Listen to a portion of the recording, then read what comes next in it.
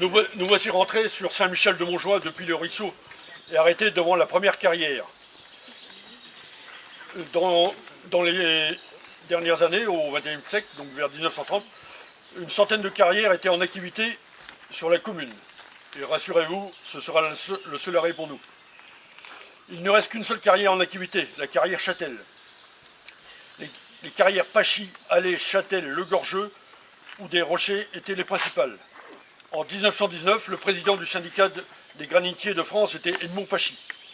Il eut à subir une grève pour l'augmentation des salaires. Tous les sites d'exploitation de la région étaient concernés, à savoir Vire, Saint-Sever, Gâtemoz, Sourdeval, Villedieu et Montjoie. Cette variété de granit se nomme le bleu de Vire.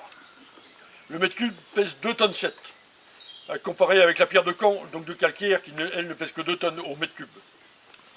Malgré la dureté de cette roche, la découpe, donc le fil à couper le bleu, progresse de 35 cm à l'heure.